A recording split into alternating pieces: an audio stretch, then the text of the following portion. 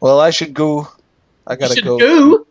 I've been wanting you to goo all the past few years, Jonathan. Do it in my mouth. Oh, yuck. That would be gross.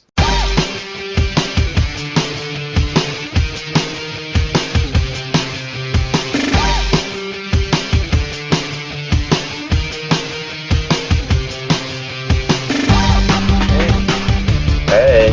Do I sound okay? What? I sound good then. Huh? I sound good. I sound the good. What? I sound the good. I don't know who you are.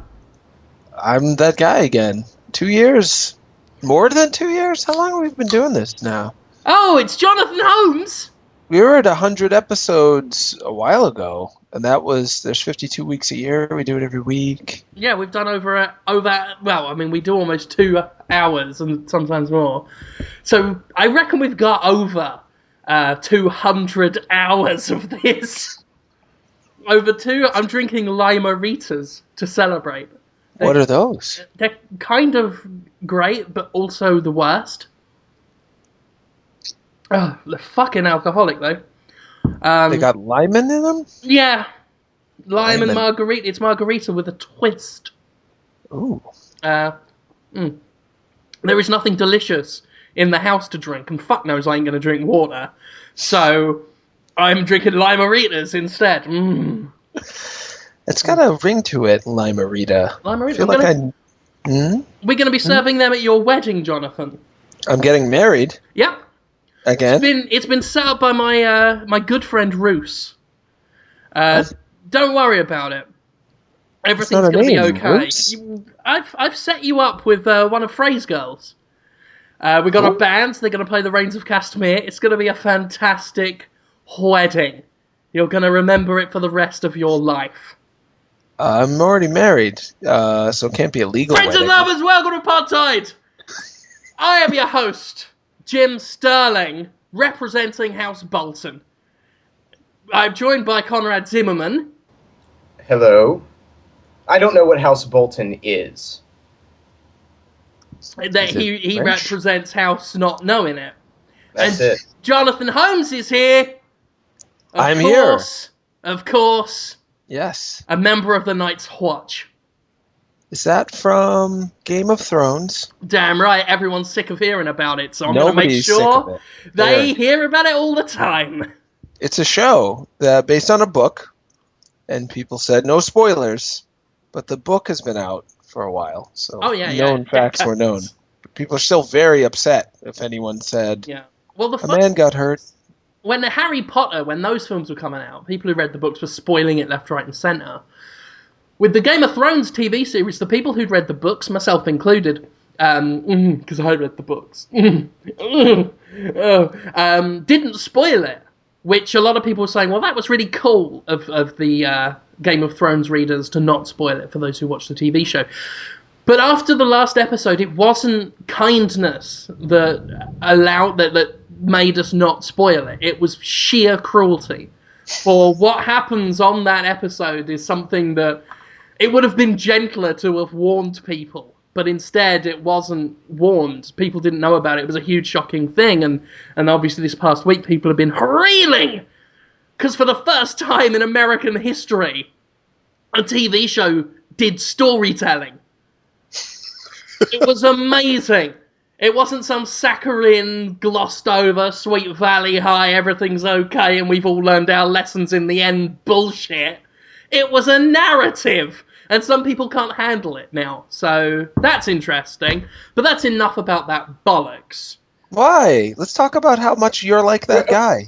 What network is Game of Thrones on? HBO. Yeah. Okay, so wait a minute. Did they not forget, 10 years ago when The Wire did exactly the same fucking thing, except, without the spoilery crap? They never watched The Wire. That doesn't have dragons in it. They have no idea what that is. Something about a town or something? No. What are you talking about? Everybody's riding the dragon in fucking The Wire. Isn't that Milwaukee? Riding the dragon and fucking The Wire. That's what it should have been called. That's what every show should be called, Jonathan. We don't need to talk about Game of Thrones, because Game of Thrones is a show about violence, political intrigue, sex, prostitution, death, and betrayal. All the things Podtoid already provides. I was going to say that there's a king in the Game of Thrones. That my wife watches it, and I'm around when she's watching it, so I'll look up every once in a while and see it. And there's this character who's like, what's this one? Tits and ass, eh? I can see under that dress that she's got ass. I'm like, that's like Jim. There's just like this king who's just like, drop your trousers to everybody. He's like, here are my 90 daughters. They're disgusting. I'm like, this is great. It's like Podtoid the show right now. He just says whatever he wants, this guy. He's totally in charge. 100%. That is the best summary of Game of Thrones I have ever heard. That's about it. I don't know much about it other than that. And there's a dwarf, and he's horny, and there's a girl with white hair. It's good. Yeah. And we fulfill that. I am a horny dwarf. Conrad is a girl with white hair. And you are an old pervert, Jonathan. I am old. I'm not much of a pervert. You are a pervert. I was thinking about this the other day. Yeah? I sat back and I thought, you know what? I should accuse... No, I didn't think that. I thought, you know what? Jonathan Holmes is a pervert. Really? Yeah. What made you think that? I totally didn't think I would contrive it as something to have a go at you for some make-believe crime. I definitely have evidence that you are a pervert. Like a real pervert? Yep. Jonathan Holmes. What makes me one of those? Yeah? Jonathan Holmes. Mm-hmm. I put it to you in a court of law, with Judge Judy Zimmerman presiding. I accuse you of being perverse. What does that even mean? In what way? It's, twisted. Uh-huh. A malcontent and a rebel, with or without a cause, depending on the day. A perverted, bad attitude rebel? Yeah. How so? I'm not. I wish I was a little bit more rebellious and exciting for the children at home to listen to, but I'm a little bland, I think. All right. I'll hear opening arguments. Oh, I'm sorry, Judge Judy Zimmerman. What's the argument? The prosecution. Thank you, my lord. I put it to the court that Jonathan Holmes is guilty of the foulest perversion within God's sight. He has a penis, Your Honor. Oh. That's it? That's a damn fine opener. I do. Jonathan Holmes, you have the floor. I have been told by more than one person that they don't think I have a penis. I've been out to dinner with friends, and they've been like, fucking guys, I hate all guys. They suck. And I'm like, right here. And they're like, oh, you don't count. You don't really have a penis. I'm like, why would you say that? They're like, because you're not like, you don't do the things that, you trust me, of the soul, you have no penis. I don't know what you have physically, but ladies and gentlemen psychologically, of the jury, free. Yeah? You have heard it from the blasphemer's own mouth that he consorts with the womenfolk under the pretense of having no penis, despite in the court admitting that he already has one. I put it to the jury. Is this the work of a noble and God-fearing man? Or is it the chicanery, the devilry of a pervert? Never pervert? No, a pervert. No. But you said God-fearing man, so what about all the other men that have penises? How come they get off the hook, and I'm the one who gets singled out for the shape of my genitals? I assure you that my inquisitors and I will get to every man in turn. Every male shall have his day, and on this earth each man reaps what he sows. But we start with you, because you're here. We're all here. That's no... Here! That is court speak. Here! So you're getting into it. You're getting into the court spirit. It is fun. You were doing some great great voice acting in there. You should do more voice acting, Jim. They should just hire you. Someone from Larian Studios said that. What's that Studios? They do the Divinity games. Recently did their Kickstarter for Divinity Original Sin, and I was playing it, live streaming with them. And they didn't have any voice acting, so I was reading it out, doing funny voices like I do on Podtoid All Good. And he said, that was really good. You should do a voiceovers. He didn't give me a job. So he's awesome. A liar. It's so frequently they pick people based on just who they've worked with before, who they're comfortable with, who they're kind of friends with. I think they pick them based on whether or not they're Troy Baker. Are you Troy Baker? Yes or no? Yes? Job's yours, mate. Not that I begrudge Troy Baker. He's a very excellent voice actor. He was in The Last of Us. Oh, video game. Yes. Which is a video game I played. Yeah, to completion, I heard. To the full extent of the lore, for we are still in a courtroom. I played The Last of Us to the full extent, Jonathan, of the lore. And it is good. It's not out yet, right? It's not out. It's out next week, I think. It's out on the 14th. You can't tell me about the last boss fight. That's the first thing I want to hear. So, like, who's the last boss? Then I'll decide if I want it. That's what I care about. Bosses. You fight a crab? No. What? Didn't you give it a 10 out of 10? Yeah. What's the power-up system like? Do you charge up your shots? You're trying to get at something. They're wall jumping. Stop trying to make a point. I don't know what the point is. Stop trying to make it. I'm not really making a point. I'm just thinking about how arbitrary standards are applied to video games sometimes. People are like, well, you know, how many armors are there? And you're like, no armors? Forget it. I'm not playing that. You know how it is with people. Yeah. Has it got more than 10 graphics? No. The graphics did look good in it. That beard looked real. Yeah, it's weird. It's inconsistent, as I said in the review. Like, a lot of it looks gorgeous, and then just suddenly you'll be in a room where there are no textures, ever. Really? It's all weird and muddy. And it's very inconsistent. When it's gorgeous, it's gorgeous. When it's ugly, it's fucking ugly. Mm-hmm. But the atmosphere is such that it doesn't really matter. Mm-hmm. When I first played it, I thought, is this finished? Have I got final code? Mm-hmm. But it didn't take long for me to forget any kind of weird graphic issues just because the world that it was set in is so believable. Which obviously is a testament to the talent of Naughty Dog in that department. Beautiful game. I highly recommend it to everyone, really. But especially if you're a fan of survival horror.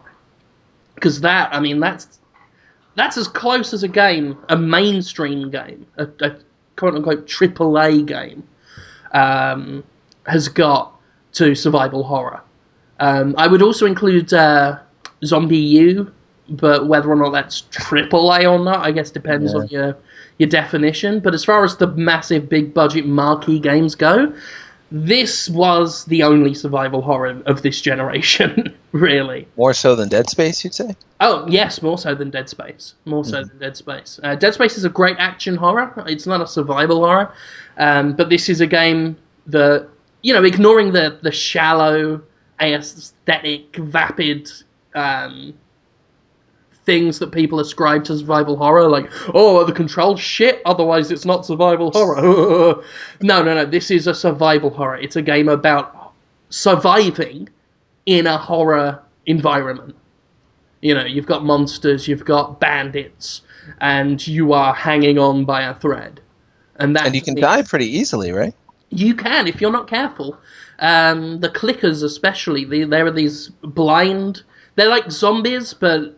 they've tried to do their own twist. So these are guys that have had their minds controlled by cordyceps fungus, the stuff that makes ants go mental, but for humans. And over time, the fungi grows out of their heads and explodes from their skulls and sort of swallows their eyes up. So you got these blind ones that just walk around going... just clicking the whole time. It's fucking creepy. And... they're blind, but if you make any kind of movement while they're clicking about, then they'll spot where you are. And if they grab you, it's one bite and you're done. Oh, wow. That's a bold design choice. That's really asking the player to put up with a lot of tension and fear and consequence to screwing up. Yeah, I mean, the first sequence with the clickers, the first proper one, was absolutely terrifying. I've not had that kind of level of tense panic in a long time. Awesome. Yeah, well, it's ever since we first saw a trailer of it, and I think it's well known that I don't like the Uncharted series at all. When I first saw a trailer for that game, I felt a lot of optimism, and it's pretty much maintained the whole time. But now, hearing this from you, I'm really feeling and I'm a guy that I don't get what the fuss is with Uncharted. Mm-hmm. I don't hate it, but I'm not a fan. Right. So this, I mean, it's worlds apart. There is only one similarity between The Last of Us and Uncharted, and that is, you know, human enemies that can magically take 3 headshots and still be walking. It seems to be something Naughty Dog insists on in their games. I don't understand why. But because the game is mostly about stealth and hiding from these guys and taking them out one by one, it's not that big a problem. It'll be a big problem for anyone who decides they want to try and run and gun the game. They're going to have issues. But everyone else, it's not that big a deal. And that's really the only similarity between it and Uncharted. Everything else is, you know, there's none of this climbing up mountains and none of this real... There aren't really cinematic, to use the horrific parlance, moments in the game. It's very low-key and whatnot. The storyline seemed to be about kind of, do you choose to think of other people and consider the experiences of other people, or just focus on keeping yourself alive, and kind of a mess of trying to negotiate those things over traveling across some of the country, right? Is that what it's about? Yeah. Kind of, sort of? Yeah, I mean, that's the story. That doesn't really translate into the gameplay. There's no, like, moral choice moments, which I'm fine with, because most moral choice moments in games are fucking ridiculous and shallow. You know, the story is linear, but it's the gameplay itself, there's a lot to play around with. And the fact is, linear works, because they've got a very definite story they want to tell, with a very definite beginning, middle, and end. And they tell it damn well. The ending of the game is perfect. And that's the thing many games struggle with, is having a good ending, because they normally blow their load in the opening to get you excited. And there's data that suggests most gamers don't play to the end of an experience, so I guess most developers don't even bother. But the ending of this one is just superb. It's got a confidence to its ending that most games don't, where most games are very self-conscious and very insecure that everyone's got to be excited at all times. There's got to be explosions happening all the time. Well, that's what I thought of Uncharted. It's funny you mentioned that. It seems like Naughty Dog has gained its confidence through the critical acclaim of Uncharted, that people will get into their particular style and buy into... I don't say they borrow from film, but they definitely adapt film techniques into their games a good amount, and seems like they've gained the confidence to do something that isn't proven to be a huge success and run with it as far as they can, and I hope they get rewarded for it from the sound of it. Sounds great.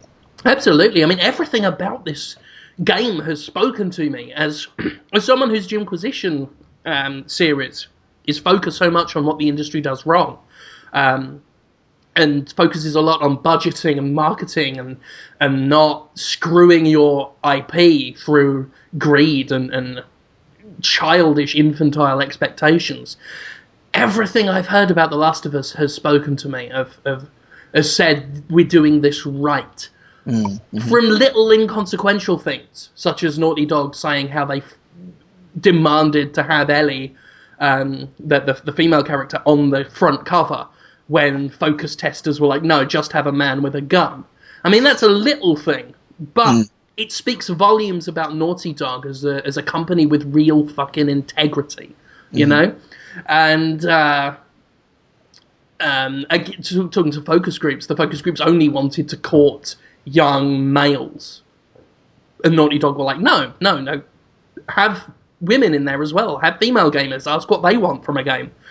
And the way Sony's handled it as well, I mean, so little of the game has actually been shown. Mm-hmm. Very little of the game. They had, obviously, I mean, the last big thing they showed was that one gameplay sequence at last year's E3, which was literally a year ago. Mm-hmm. And they've had a few trailers since then, but they've not had this big marketing blowout. I'm going to have to try and talk to Sony at some point and find out how much they actually spent on the marketing and whether... and how much they'd need to sell to make it back, because I've got this feeling that they almost went the Dark Souls route with this one.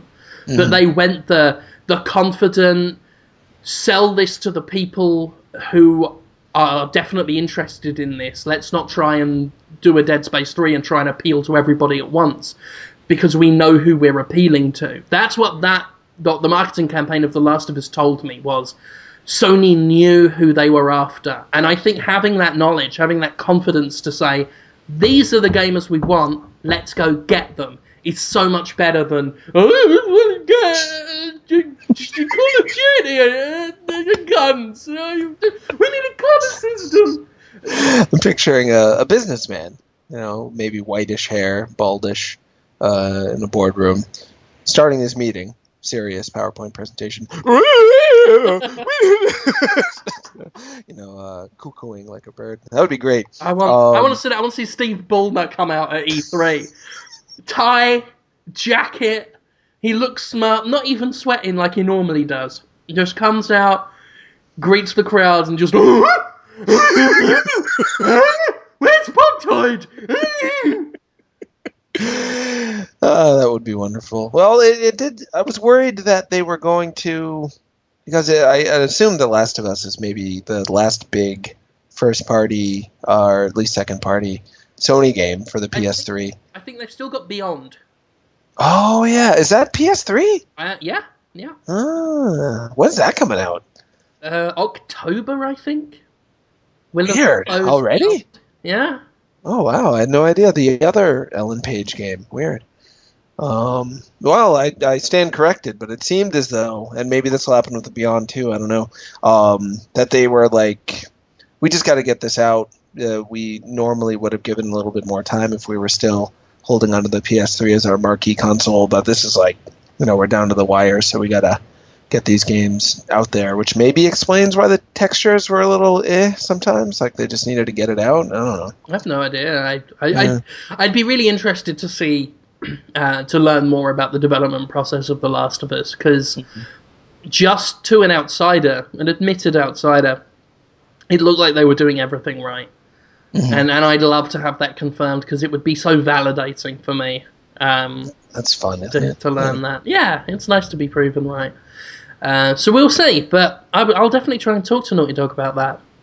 But The Last of Us, the reviews on Destructoid.com now, I absolutely loved it. Absolutely loved it. It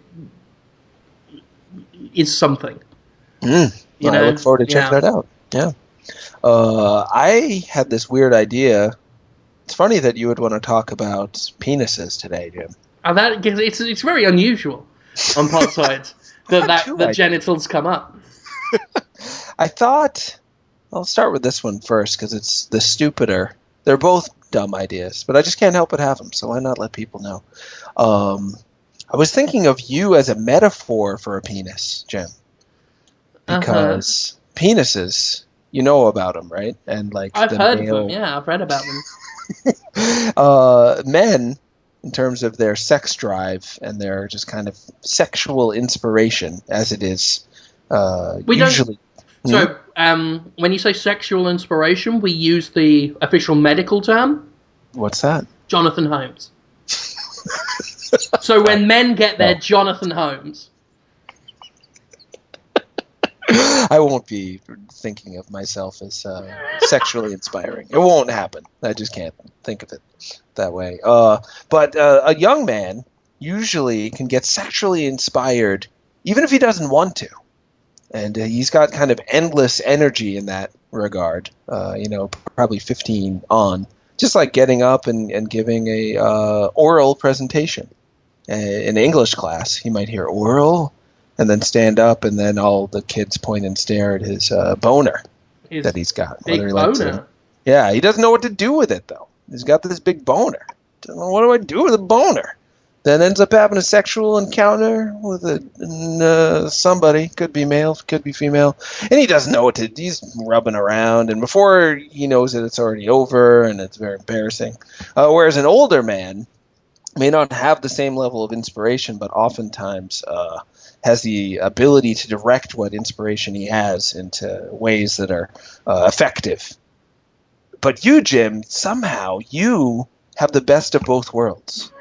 You're like a non-stop ejaculation with fantastic technique and direction. All the same. Creatively, you're just spewing non-stop. I don't know how you do it. I was reading your Last of Us review, which you just wrote after the Remember Me review, which was like 22 paragraphs long, but filled with ideas. It wasn't repeating itself. It was packed with content. And then you do this show. And then you do the Jimquisition. And then you'll be on Office Chat. And then you'll write a bunch of news. It's you really got it down. You've got the best boner. Good job. And it's I often look at my mountain, my body of work over the years. Everything I've done for Destructoid in the past half a decade. And beyond that, and before that, and just think, this is all a load of cum. This is a big bucket of cum. Jonathan. It was a gross idea I had, but I couldn't help but... I take it as a compliment. It is. I take it in the spirit in which it was given. Because as when I was a teenager, maybe not sexually, but I had tons of ideas. I was drawing all these comic books and making movies and stuff, but they were all crap. And now I'm older, I have fewer ideas, but hopefully the ones I have are actually good. But you got the sweet spot right in there, the G spot. And the other thing I was thinking is that we should start censoring Podtoid. What? We should hire someone to go in and listen to every 2.5 hours every week and change the questionable, potentially offensive content, like the language and some of the discussion of religion and politics, and just reword it for us, overdub it, bleep it out. Because some of my favorite songs, like Yamo Be There by Michael McDonald. Are you familiar with that song? I'm well aware, yeah. Yeah, I follow your Twitter, and when you post links to music videos, it's a little Christmas for me. Really? Because it's always a treat when you whether it's someone singing on Sesame Street or that 50s one. There was a black and white one you did with some 50s band. Was that the hotter than hot sauce, burning hot sauce, sweeter than yammies, candied yammies, with the guy with his pants pulled up really high? I think it may have been, yeah. I love that song so much. I sing it all the time. Yamo Be There was originally God Will Be There, which makes sense a little bit, but it might make someone who thinks that any religion that isn't exactly their religion is bad feel bad. So they're like, just change it to Yamo. He's like, okay. Yamo Be There. Doesn't make any sense. It's much better. Repo Man is a movie.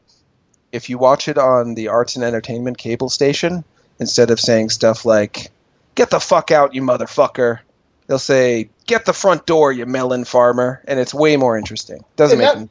And that already works really well with the aesthetic of Repo Man, too, which is what's so funny about it. Like, some movies that do the dub over, it's really obvious, it's kind of stupid and whatever, but it actually works in Repo Man alongside canned labels that say food and nothing else. Exactly.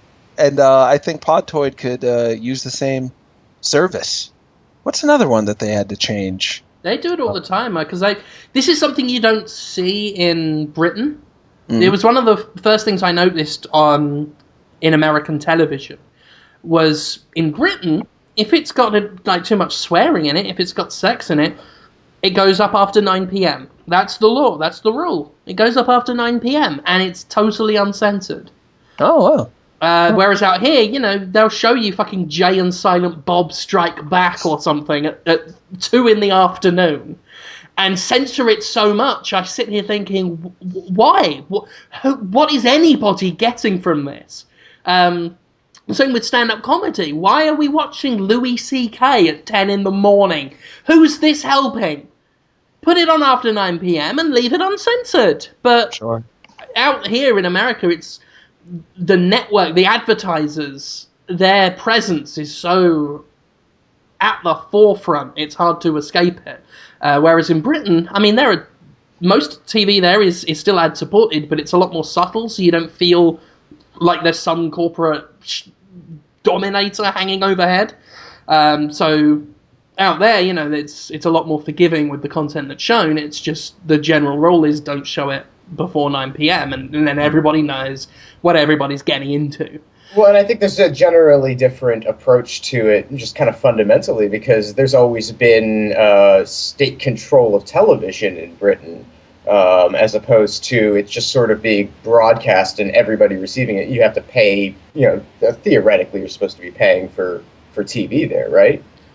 Yes, that's something to do with the British Broadcasting Corporation and the government and whatnot, which I used to be very much against. I used to be very against it, but over time I've come to appreciate how that leads to good television.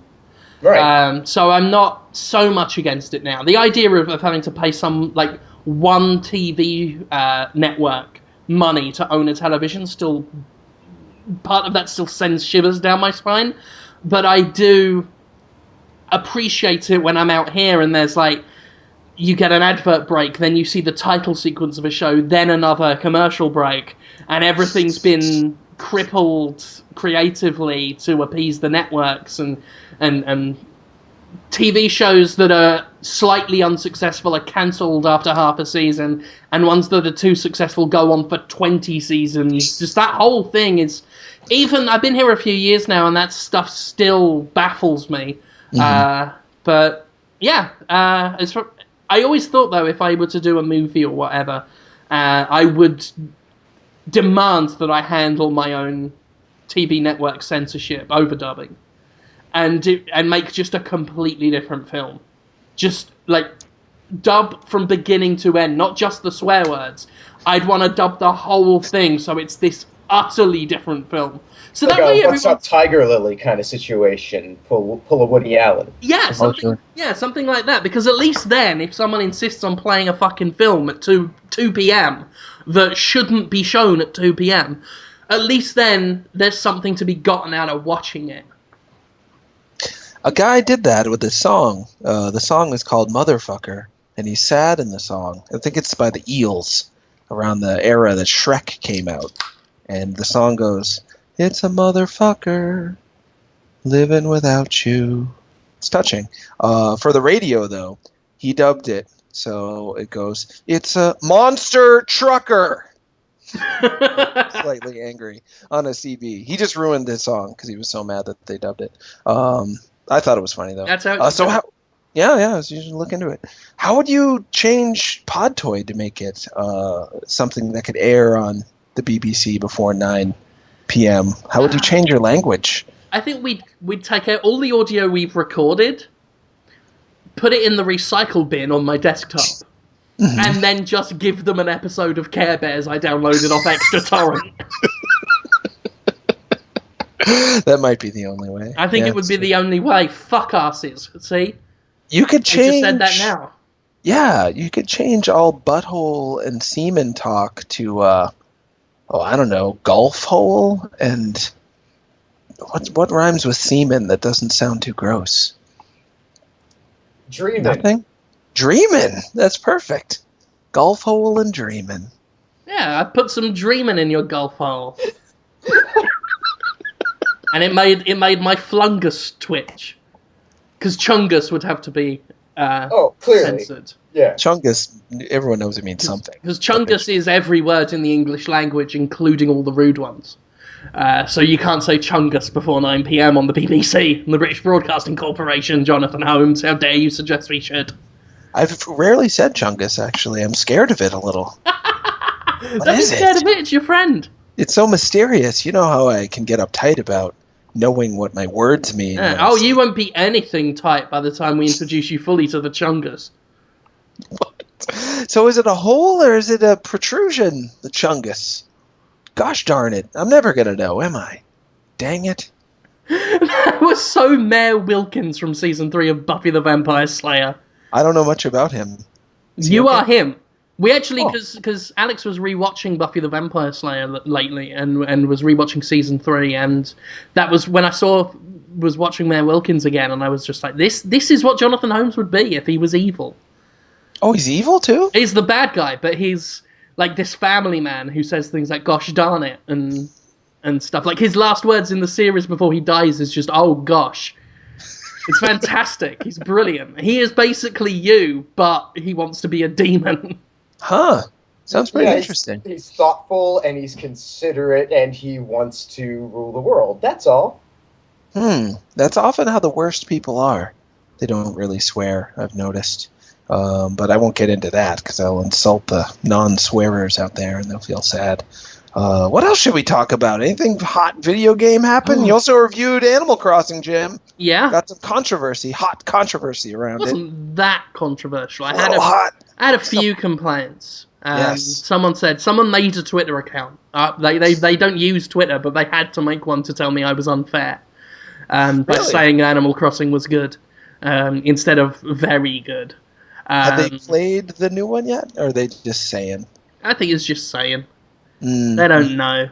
I got bored of the comments in there before long, because you get the usual, oh, but you said Black Ops 2 was good, and that is directly comparable for a reason I have. Nothing. It's a good game. Animal Crossing, like you liked it. New Leaf is a good game. I played it, almost every day for the over a month I had it. Good laugh. But most of the stuff in it is stuff I've done in the last games, which isn't a huge problem because it's still all good. Mm-hmm. But part of the joy I've gotten from Animal Crossing over the years is the sense of discovery, the sense of, I'm in this world, what can I do now? And when most of the stuff is answered with stuff you've already done is what you can do now, it just becomes a bit less special to me. I'm not saying New Leaf is bad. It's certainly not. It got a 7 out of 10. By my standards, that's a good damn score. Mm-hmm. But it's just not as special as it was, And the last one you played was Wild World, right? Is that right? Or did you play City Folk too? Wild World was the last one I properly played. Mm-hmm. So you didn't even have City Folk fatigue, which a lot of people who played City Folk said, well, I just did this in Wild World. Even the music's the same. They had the same music. It's just sounds better on the City Folk version. So it's interesting. There definitely seem to be people who love the Animal Crossing concept and can get into it to a degree, but also have some expectation that they just not be fed the exact same game every time. And then there's other people, my wife is one of them, who's just like, whoa, you can wear pants now? Oh, we have to buy that. Oh, you can be in water? It's just like walking, though. No, it's not. You're swimming. No, it's just like walking. No, buy it. She can't. Yeah. She already wants to... Yeah, I'm sorry, go ahead. I get there are incremental changes, and I'm total power to the people that find that magnificent. I get it. I totally get it. But for me, I just... Like I said, the appeal to Animal Crossing to me was a sense of wonder. The game always gave me a sense of wonder, a sense of what's going to happen next. But when you're experiencing that again, it's obviously not going to be as good. It's like heroin in that regard, and very much like heroin. And I guess the real shame for me was this mayor stuff, which seemed genuine. I wasn't expecting the mayor stuff to, revolutionize the series. I wasn't expecting it to turn the entire concept of Animal Crossing on its head. But what I didn't expect also was for it to just be the Tom Nook thing again. Of, here is a thing you can put in a place that's 100,000 bells, please. It's not so much that it's, I'm doing the same thing. It's, I'm doing the same thing 3 times now at once. Because I'm paying off Tom Nook, I'm paying for ordnances, and I'm paying to build stuff in the town. And it's just... And now I've got to catch 3 times the amount of fucking trout to do it. I've got to shake 3 times the amount of fucking peach trees. You know, it's... That was my problem with it. And again, not enough of a problem for me to hate the game. I like the game. I will probably still keep playing the game. I've still got it. You know, I've got my 3DS is closed, but the game's still open in there right now. But like I said, it wasn't enough. I didn't think it was a special game. I didn't think it was special. And many did. That's the thing. Many found it was special. Really? Well, it sold really well. I know in Japan it's I think it's actually outsold Monster Hunter by now. It's the biggest. It's beat the Mario games. It beat everything else. It was the biggest 3DS game yet in Japan, which I thought was weird that it was so much more popular than Wild World and City Folk, and because it doesn't seem that different. I was trying to figure out what it was about this that just hit Japanese culture, I guess, at the right time and the right place. But is there stuff that other people think is special about it that I just don't know about? I don't know. I mean, a lot of reviews gave it 9s. Many reviews gave it 9s. Which is awesome for the game. I've got no problem with that. It does make me confused why everyone would be so busy focusing on the 7. Because they got so many 9s to choose from. I actually called Neo Gaff out on this today. I posted in the thread about The Last of Us, where the game's been getting 10s, 9s and 10s all over the place. Almost unanimous. But all anybody in the thread could talk about was Polygon 7.5 and be angry at it. And I'm like, in a world of 10s, you guys are pulling the one disagreeable score that you don't like and being angry about it. And you're focusing all your attention on that while simultaneously complaining that these guys do it for attention. While giving them the attention. I just don't understand that. I would be more thrilled. Like, I'm not upset myself. I mean, I've played The Last of Us, so I know how good it is. I totally stand by the 10 out of 10 I gave it. And I absolutely would disagree with the assessment that Polygon gave it. But at the same time, everyone else is agreeing it's 10s. Brilliant. I think the game deserves that. I'm happy for that. I'm not going to reduce my joy that a game I feel is great is getting the praise it deserves because one person didn't agree. It just seems like you're doing yourself a disservice. You're only really hurting yourself when you do that.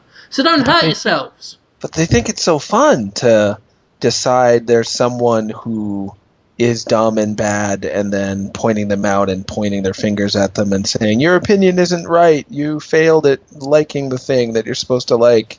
Everyone, chase them out of town and give them a scarlet letter and blah, blah, blah. It's a thing that happens on the internet in general, not just with video game people, but with all people, where outliers just get... people take great pleasure in saying that they suck.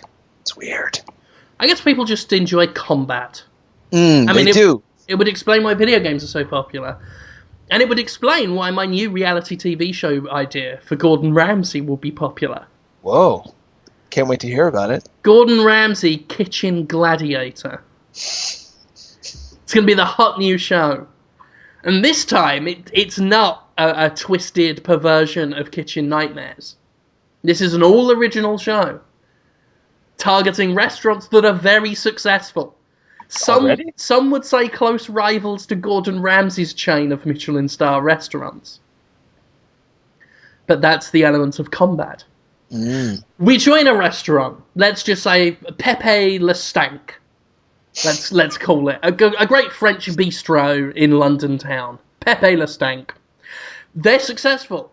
They get customers in. They're packed every single night. And during the day, impeccable lunch service. Grave reviews. Michael Winner said they're fantastic. They've already been focused, like they've been the focus of TV shows before, of great restaurants, fine dining. Gordon Ramsay doesn't like that. Gordon Ramsay's annoyed at that. Gordon Ramsay doesn't fucking like that, is what he's saying to the camera. These guys think they're fucking special. They think they're fucking fantastic. Let's see, if they've got it where it counts. That's him smacking his hand again. Yeah? Let's see if they got it where it counts. Everybody knows you're not a true chef, right? Fuck. Until you have spilled blood. That's what we're going to do. So we're at the restaurant. It's just a normal lunch service. It's not packed, but it's not slow. It's a good time. The waitstaff are fulfilling orders. The chef is in a good mood. The maitre d' is showing people to their tables. The owner, sat back, looking back, just thinks, I love my restaurant. All of a sudden, he spies something weird in the window outside. It's only TV celebrity chef Gordon Ramsay wearing nothing but golden boots, his underwear, and a helmet. He's got like a kind of steel half helm on, and just his Y-fronts, his stained Y-fronts and golden boots. He's got in one hand a steel net, like metal netting, and in the other hand a trident. And he just starts banging on the door with the trident, shouting, "Do you accept my challenge? Do you accept my fucking challenge?" And the waiter is confused. The owner is what is going on? I do not know what this is. I have no idea. And he gets up, he opens the door, and he goes, "Gordon Ramsay, is that the law? What are you doing here? I'm Gordon Ramsay, the Kitchen Gladiator. Do you accept my challenge, you prick?"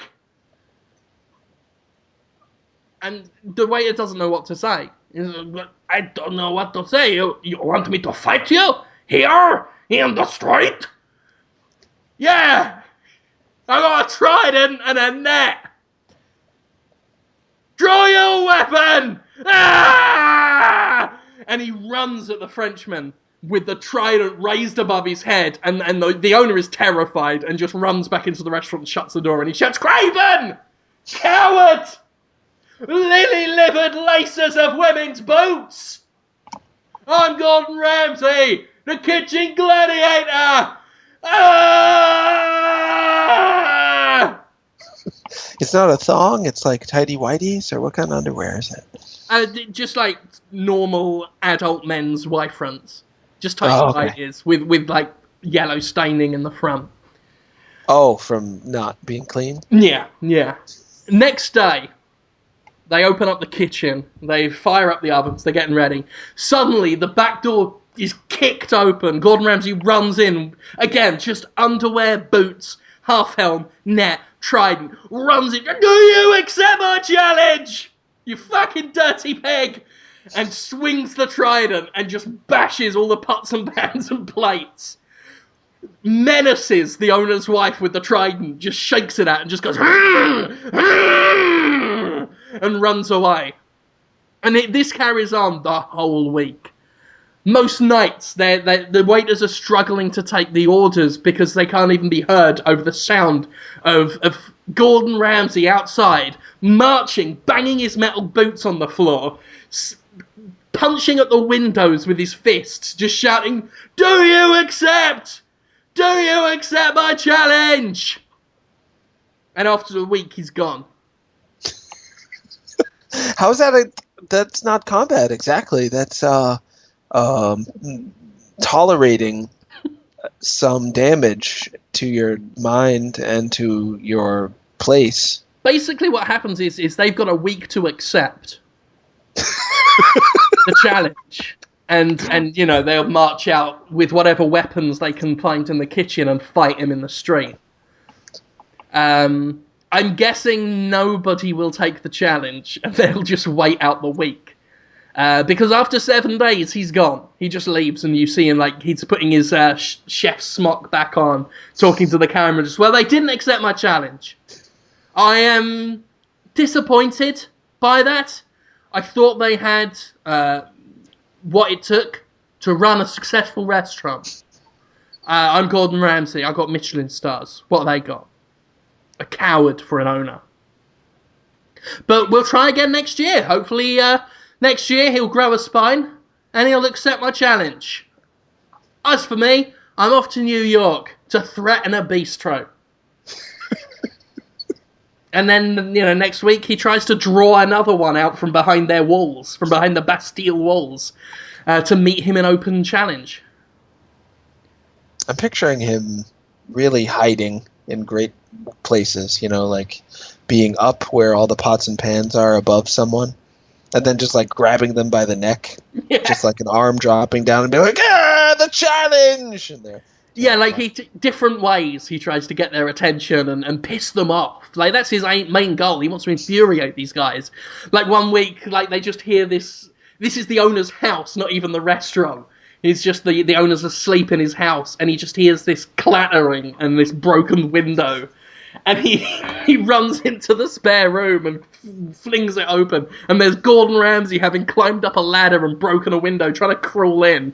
Still naked, still with his pants, but he's got like cuts up his back where he tried to crawl through broken glass. And the back of his pants have hooked on a shard of glass still in the window frame, and it's pulled his pants back, and they're starting to come off while he just falls off the windowsill onto the floor, almost hanging by his Y-fronts, and he's just crawling and crying, and just and looks up and sees the owner, just shouts, "My challenge! Do you accept my challenge?"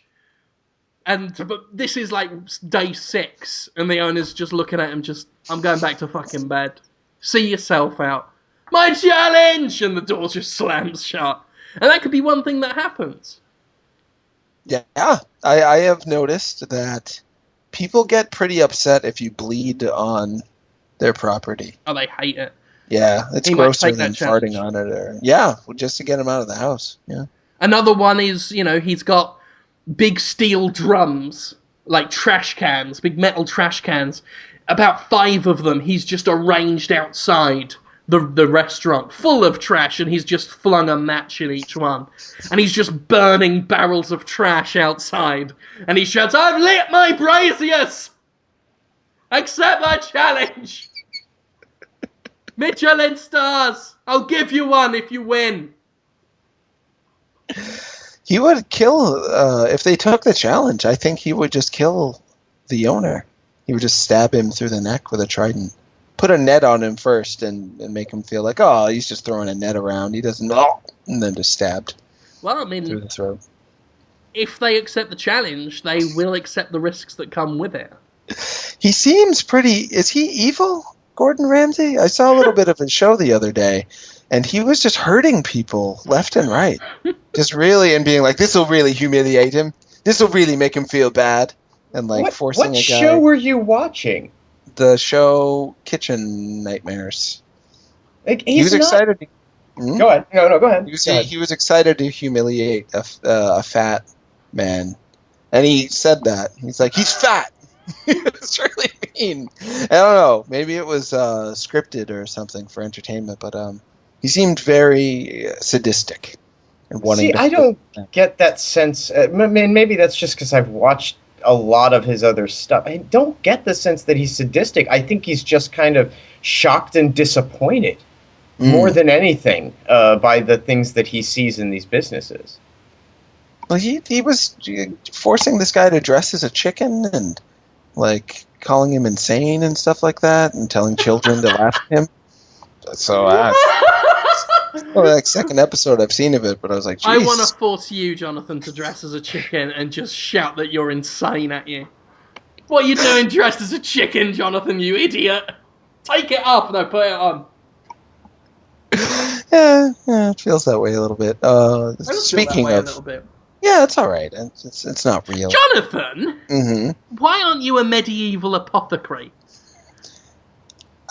What is that? Is that like a pharmacy? What is that? Absolutely fucking livid that you, in all your arrogance, are not brewing poultices and soothing balms for the common folk. That's what an apothecary. How do you say it? Apothecary. Apothecary, yes. That's what they do. They make lotions. I want you to be a healing man. I want you to don the traditional garb of the apothecary, dressing gown and nothing else. Well, dressing gown and a floppy hat. And go around, like, sharing your potions and healing ointments. I will do that. Yeah, you fucking should. I'm actually covered in oil right now. Why? I went and had a massage before, like right before Podtoid. I like to come in good and relaxed. What does that mean? You pay someone to oil you?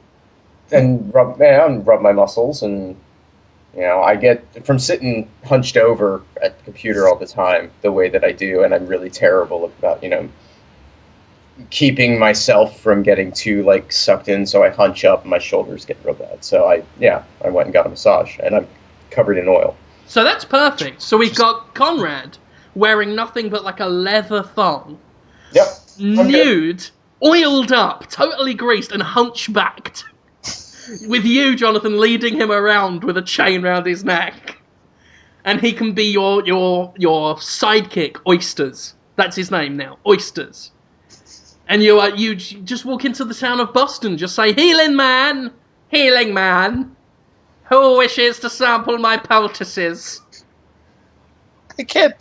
I said I would do it before, but I didn't mean it, because you can't do that. You're seen as yeah, but we got potions. a rebel. No, the potions don't work. Some people think they do, but they're usually delusional. We're talking potions in the medieval medical sense. Mm-hmm. These are concoctions that you've brewed that I've helped you brew. Because obviously I'm the maester, the potions master, working in your chemist shop, which is your apartment in Boston. Making potions, which you then go out and supply to the small folk, to the commoners, because you are a charitable man. They don't want them. No man just wants a man to give him some fluids that he doesn't know what's in there in a bottle. Good sir. Now I have it on good authority, my nose, that you stink. This is you talking to a stranger in the street. I wouldn't say that to somebody. You are possessed of foul hubris from your armpits, known as the odor of the body. I can fix this for you with a simple swig of my healing herbs. Healing herbs? Yeah, because you don't pronounce H's as an apothecary. My healing herbs. Drink up, and you give him your very special stink be gone brew. So it's not deodorant for his armpits or his crotch or butt area. It's for... That's just masking the problem. Uh-huh. That's just masking the problem. I could give you ye olde Axe body spray. Axeth of the body. But that would just be masking the problem. That's just addressing the symptom. You've gotta cure the disease. Exactly. You cannot wrap a bandage around a festering wound, sir. And you smell like a festering wound, you fat prick. Who is this guy I'm talking to? A big guy. Well, they're the guys that sweat, I can tell you that much. I sweat too. You find a guy who's fat, like me, but way bigger, and where a lot of the fat looks like muscle as well. Oh, yeah. I'm thinking a biker. We'll take you down to the bike club, like where the Sons of Silence are or something, and you just sweep in to this motorcycle club, wearing your dressing gown and your floppy hair, and with with a greased hunchback behind you, and just say, potions, medicines, herbs for the ladies. Your apothecary is here, Maestro Chungus. Maestro? And if I were... I come with manticore venom, scorpion's kiss, witch's teardrops to soothe your nightheads. That they hate it when a light brown balding guy is like, I'm gonna be funny and fun and talk like I'm from England. They hate it. You can do it if you're a cute girl or a cute guy or an old man or something, but when middle-aged-ish guy is like, here we go, Ren Fair idea, everybody. Keenan and Peele is excellent television. They're attractive. And guys. You will be excellent television. They've got good hair. They're doing fine. You don't need a hair. You've got a floppy hat. You're an apothecary now. Go into that motorcycle club and sell your wares. Manticore venom, scorpion's kiss, witch's teardrop to cure your nightheads. You, sir! Do you suffer from aching anus or St. Shriven's disease? I can help you with my frog ball brew. And then you give him a brew of frog balls. Testicles. No, don't be stupid. Oh, eyeballs? No. What other balls? There are these chocolate bars in Britain called Fred, and they're shaped like frogs. We just mash them up and mix them up with cold coffee and give that to them. That actually sounds pretty good. You'll love it.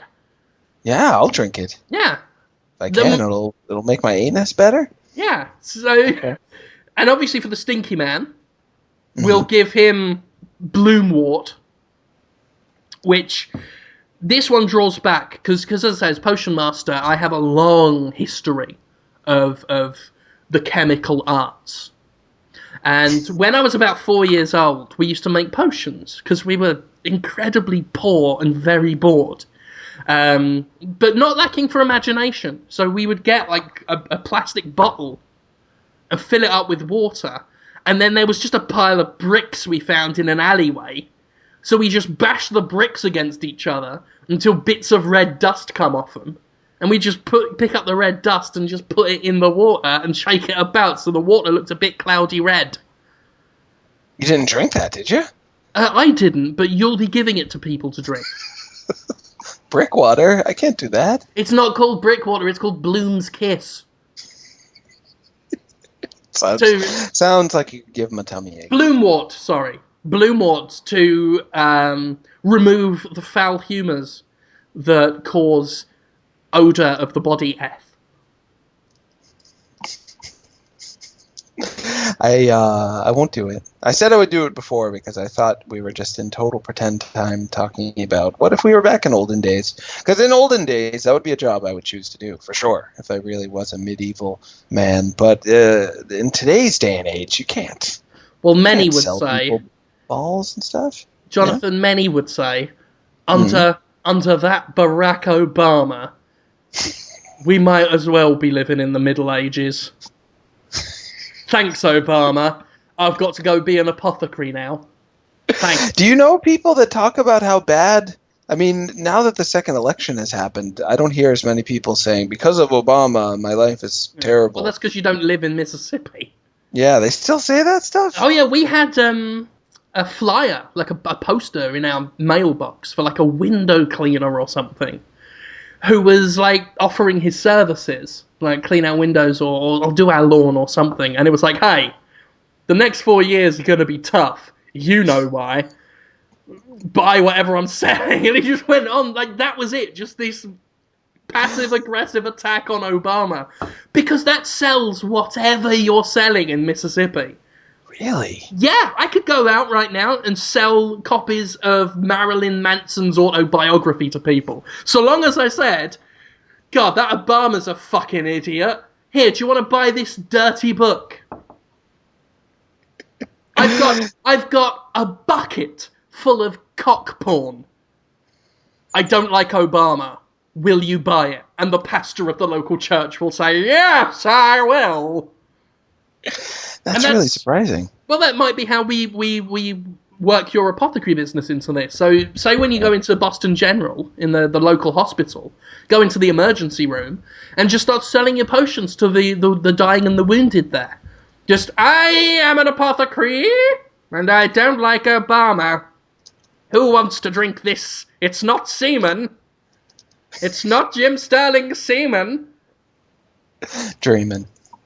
Yeah, Jim Sterling's Dreamin', which was first inside my golf hole, and then he made me fart it out into a bottle. Sorry, splart it out into a throttle. See, we're getting the censorship down pretty good. You know, I see this woman is with child. She has entered her labours and will soon spawn another new life into this earth. I will rub Diet Pepsi on her belly to speed the process. And then you pour a bottle of Diet Pepsi on a pregnant woman's stomach while she's giving birth, Jonathan. Whoa, that sounds real bad. I don't know how to make a baby come out of a lady. I gotta help her, but I don't know how. I just told you how. It's not Diet Pepsi. I don't think Diet Pepsi's the answer to that equation. I don't know. Well, I mean, obviously we're using medieval terms for it. So, smoke gloom. Diet smoke gloom. Because obviously that sinks into the flesh and pushes the baby out.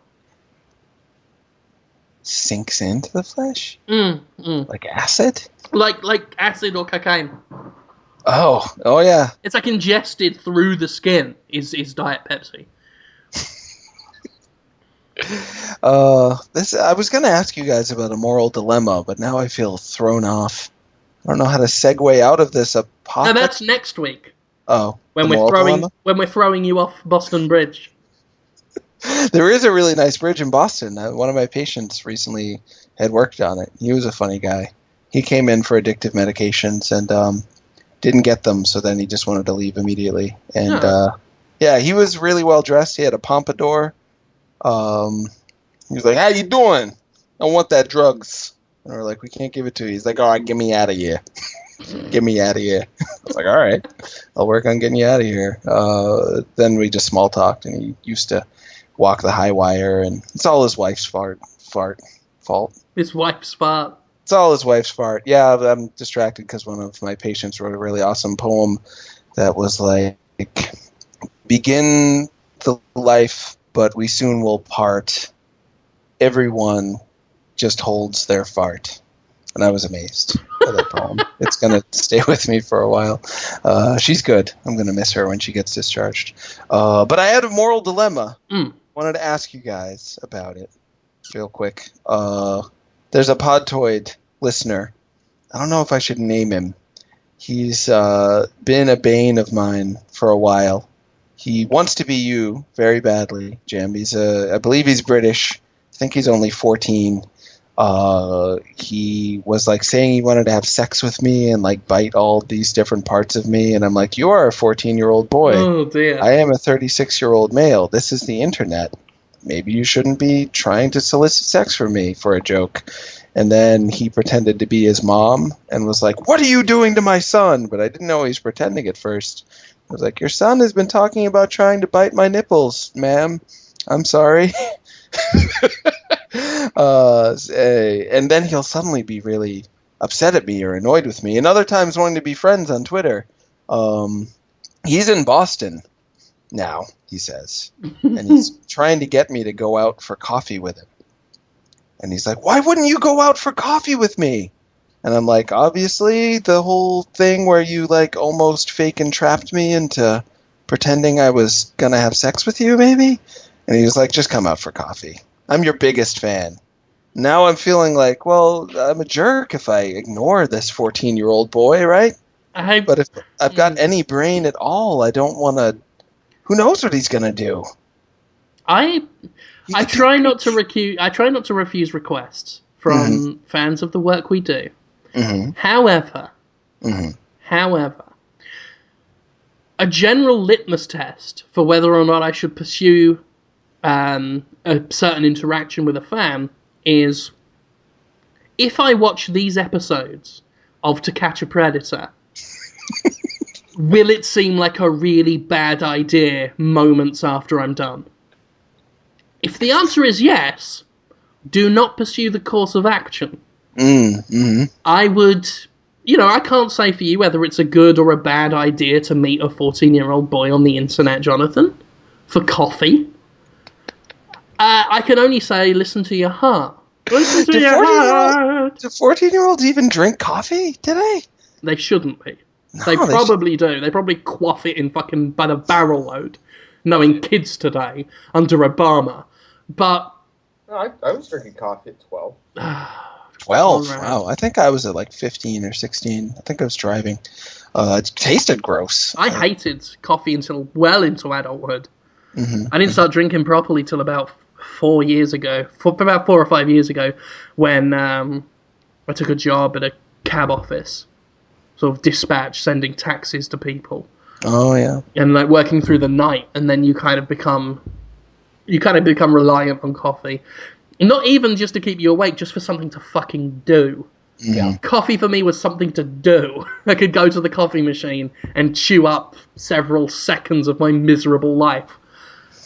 My mother absolutely cannot function at all until coffee is introduced into her system. And so it was always just like, that was there first thing in the morning, every morning, and I tried it and found that I didn't hate it, so I drank it. Yeah, I like it, okay. Yeah. I am addicted, though. If I don't drink caffeine every 24 hours, I'll start vomiting. I threw up, actually, on Sunday because I was behind by like 2 hours. I got up a little late, and pre-sup Holmes, I was terribly nauseous and couldn't concentrate, vomiting. I drank coffee and then actually threw up the coffee because it was too late. Ugh. So, yeah, it can be very bad. It can be very physically addicting. Yeah. When I was 21, I kicked caffeine entirely for a 6-month period. And there were about 2 weeks of that were pretty much fucking hell. You know, but after that, I've never felt that I needed to have it since. You know, I do consume a fair amount, but if I don't have caffeine, I don't have the headaches, I don't feel unnecessarily tired, I don't feel particularly energized by it either. And I don't know if that's just metabolism having changed over the years, but it's the worst thing that I've ever had the experience of totally kicking. Mm-hmm, mm-hmm. Yeah, it's pretty rough. As a cold turkey, it's no fun. Yeah, absolutely. So you're saying I probably shouldn't see this? You should just drink a Lime-A-Rita instead. Not with him. Why does he want to see me, you think? What is he thinking? Have you ever been a 14-year-old boy trying to get a 36-year-old man to meet you for coffee? For some reason? I'm trying to think back. He's on a family trip, I think. He's here in Boston with his family. So he's like, probably with his aunt and uncles. And he's thinking, I'll just pop off a bit on my own. Just meet a 36-year-old man I'd never talked to before. Just drink coffee with him. 14 years old, everyone still respected their own privacy enough not to put their entire lives in a direct line on the internet somewhere. Mm-hmm.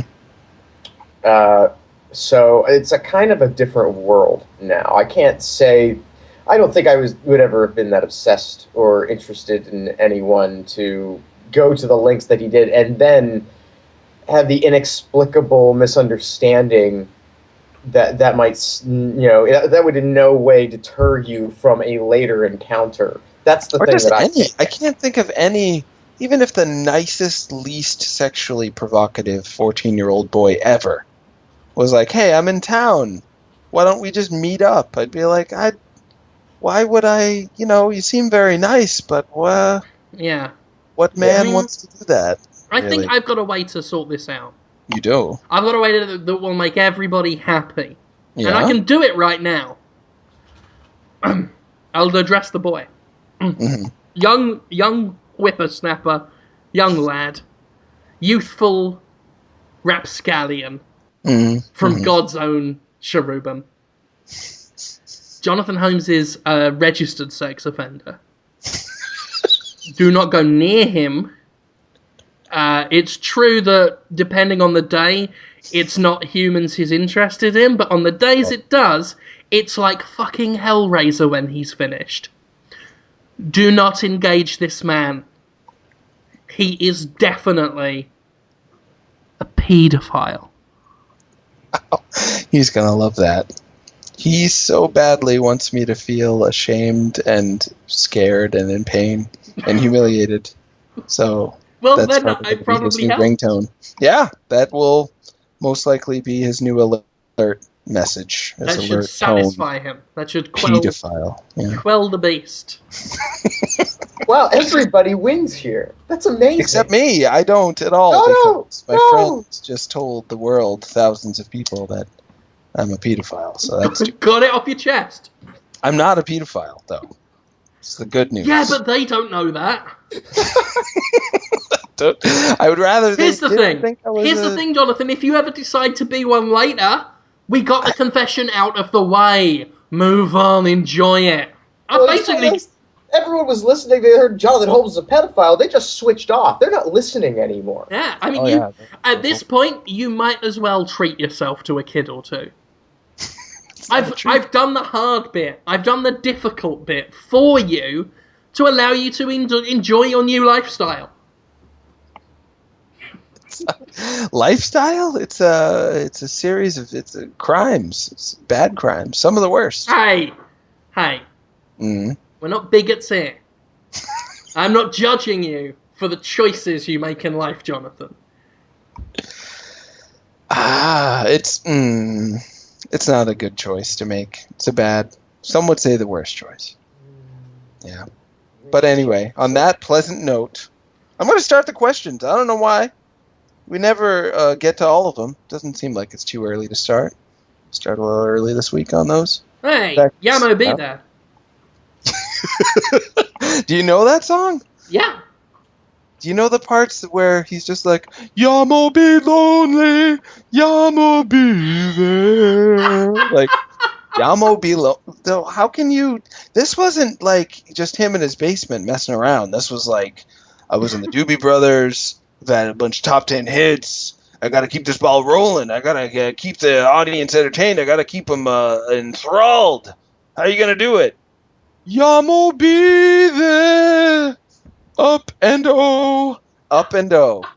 Jesus Christ. You sound so disgusting. I am. I've been thinking about it for years. Yamo be there. Up and oh? How can you... Millions of people on the radio listening to a man just go, up and oh. Not even... There's no semblance of any meaning.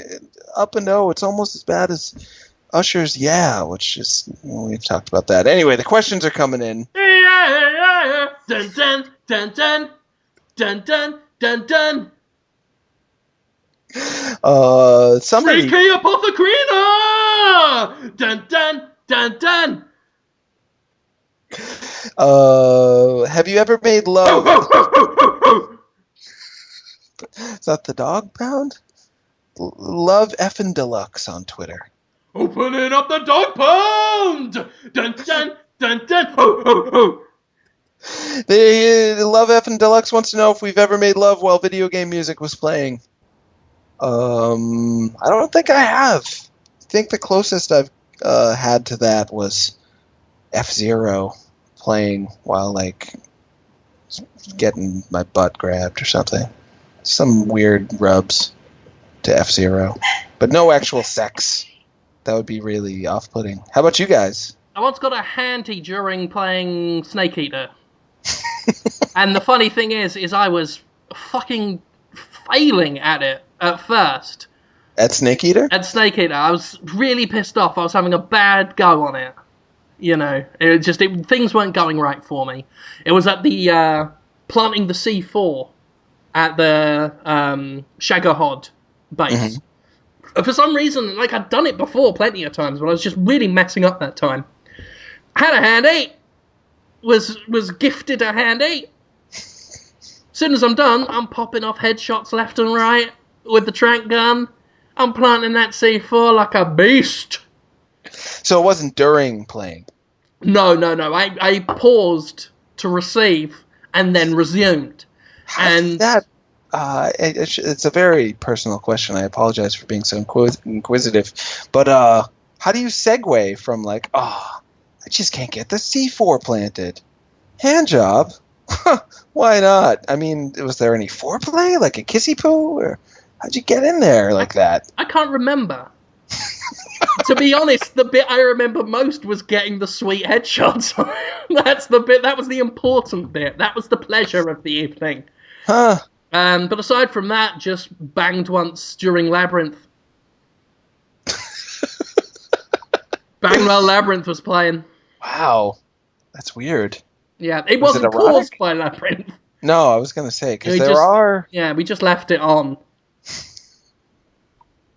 I told my hand job story about, not Hill Street Blues. I always forget the name of it, but the music. I think you said it sounded a lot like Hill Street Blues. It was. I used to know Trapper John MD, maybe? I think that's it. You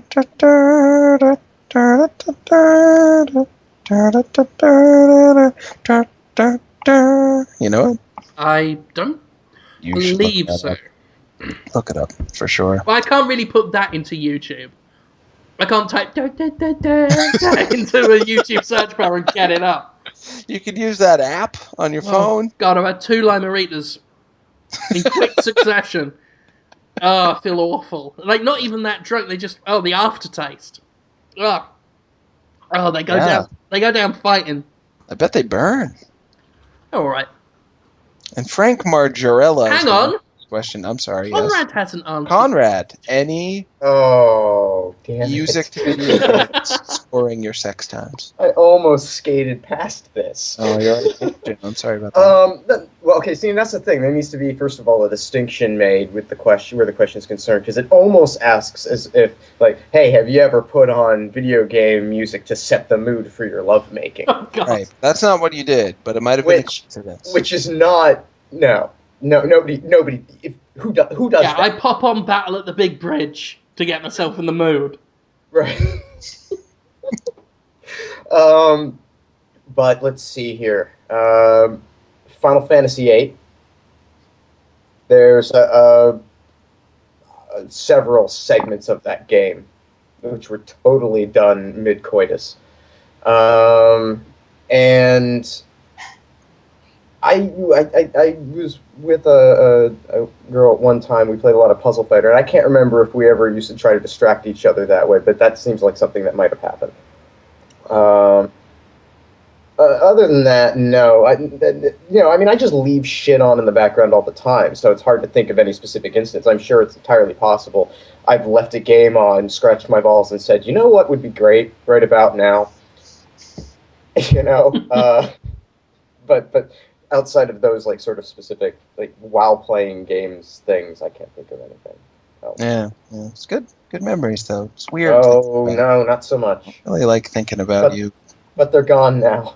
Yeah, gonna try to forget. Yeah, I don't like, thinking about friends having sex is almost like having sex with your friends. Feels bad. I don't want to do it anymore. That's the eventual end game of Podtoid. That's what people are saying. Eventually you'll get there. Well, again, it's the will we won't we dynamic, like that Bruce Willis show. Armageddon. Gareth Boyle, who's so many biscuits on Twitter, asks, which is better, Last of Us or BioShock Infinite? That is tough for Jim. I assume it would be tough for you to say which one you prefer, because it sounds like they scratch different itches. Yeah, I mean, but did an excellent job at both. They're both the pinnacle of their genre. It comes down to my own personal sort of what, like you say, what scratched my itch the most, what appealed to my personal tastes more, and it would be slightly more. And I would probably say The Last of Us. In terms of, I won't say it's better than BioShock Infinite, because as I say, both are the peak of their genres. But in terms of what served me exactly what I was looking for in all of video games, The Last of Us is there, giving me exactly what I want, no more, no less. That's pretty impressive, because you sure like that BioShock Infinite a whole bunch. Hell yeah, I love me BioShock Infinite. Oof. Well, that sounds like a 10 plus almost. Very exciting. Skullvania asks, what is the fifth element of video games? Or the Rocky Horror Picture Show of video games? Or the Shining of video games? That's hard. Jesus. But I figure it's worth trying. I think the fifth element of video games is probably not Earthbound, but almost Earthbound. What's a funny sci-fi interesting? I mean, what's he saying when he says that? Like, in terms of... There's a game for The Fifth Element. There's a game for... Rocky Horror Picture Show? For Rocky Horror Picture Show. There's the only one that there isn't a game for that I know of is The Shining, and I bet there's something on, like, the Commodore or something. Somebody should make it if they haven't, yeah. I mean, it depends what he's saying, like in terms of what they did in their respective industries. Because if we're talking about The Fifth Element, we're talking about something that's camp and has a cult following, but maybe didn't become a mainstream success, in which case I would say something like Deadly Premonition could be comparable to The Fifth Element. But it was also clearly a big budget production. There was a lot was put into The Fifth Element that I think they probably saw less return on than they would have liked, and it has become a cult thing. But so, yeah, something that they spent a lot of money on, but also was quite quirky and weird. Psychonauts would be a good example, I think, of a Fifth Element type scenario taken by that metric. Yeah. Taking this so seriously. This is great. Conrad, you're knocking it out of the park. Rocky Horror Picture Show, which one's that? Again, cult. Is that Deadly Premonition-y? I mean, that actually might be a better fit. Yeah, that might work. Yeah. I think so. And then The Shining of video games. Got to be psychological. So, it's got to be something that's shit. You don't like The Shining? I didn't know that about you. The Shining is an excellent comedy. It's a piece of shit horror film. Well, what about when he's riding around on the big wheel and the sound goes... Hilarious.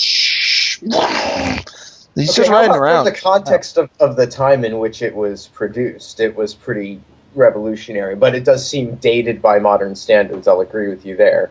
I was terrified. I don't know. Wow. I was just a kid, though, when I saw it. I was like 8. All that blood coming out of the elevators? Yeah. Yeah. Got me. My mum said she saw it at a public screening and everyone was laughing. Maybe Resident Evil 1 is the... Because we laugh at it now, but... Yeah, I mean, revolutionary at the time. A horror film, but also kind of laughable. But with a funness for it. Yeah, absolutely. I mean, I will say I've got a funness for The Shining as much as I shit on it. And I have shit on it, and I will again. Mark his words. The day is coming. It will happen again. Well, there's awesome new Defoe verse art by Chaos Riot Zero. He's also Chaos Riot Zero on Twitter. It's got Jim looking very nice with sunglasses as God on a cloud with his armor on. Willem Dafoe, who's just there with one of those angry smiles, going to touch me, and I'm dressed in the freaky Constantina outfit with way more hair than I have in real life. It says, "You're a lovely boy, Jonathan Holmes." That's so feel good. Aww. Yeah, it was pretty great. I think that one's been up on the Miiverse for a couple of weeks now. I think it was our last hangover that we did Defoeverse 2 weeks ago. So I love that. Great. Well, there's great stuff in there all the time. People should go and check it out and I really need to go contribute to it. Yeah. Yeah, we all said, we should go contribute something to it. I think I did when I turned it back on, because I've not had the Wii U on. But when I had it on for Resident Evil Revelations, I'm pretty sure I drew one. Or maybe I just did it for the Revelation, for the raid mode monster speech. I did a picture of Willem Dafoe. I wrote a little poem in there at one point, but I should go back and do some... I turn on my Wii U a lot. Surprisingly more than I thought I would.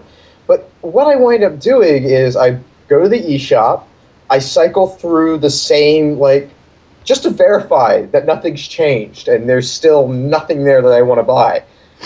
And then I turn it off. And it happens 3 times a week. I don't know why I keep hoping that something will change. Definition of insanity. Yeah. Turning on the eShop and expecting games. God. Oh, God. They're coming. Those games are coming. E3. So. You guys excited? Next week, a lot of news going to happen. Video games. Yeah. Nintendo's going to talk about stuff for sure. They're all going to talk about stuff. Well, anywho. Let's see. I want Nintendo's, the Nintendo Direct, Nintendo's show for E3, for them to come out and just talk about the PS4 games. Just give their opinions on them. That looks pretty good, Shigeru. Yes, it does. I was just thinking today, how hard would it freak people out if Nintendo really said, well, we're sorry for Wii U. We will just be PlayStation friend. Make the games. And then walked away. And they're like, what? That might change it would be incredible to see what happened to their stocks. If Reggie Fils-Aimé stood on stage and said, we will be PlayStation friend, that would be amazing. With serious, slightly angry voice. Yeah. He says everything in. Like, bitterly upset. He didn't want to have to make this announcement. Addison wants to know what you'd like to see added in future Animal Crossing games, Jim. Is that something that you were thinking about while you were playing New Leaf? Like, I'd like to see some of this instead. God, I had ideas while I was playing it, but I never remember them. Mm-hmm. I want to have a bit more agency. The trouble with Animal Crossing is it's a very passive game, very reactionary. Mm-hmm. You know, you can only ever really answer questions when NPCs ask them to you. You can only really strike up conversations or do jobs or you know, play with or get, you know, go to someone's house or whatever. If the game decides this particular character is going to have this particular task.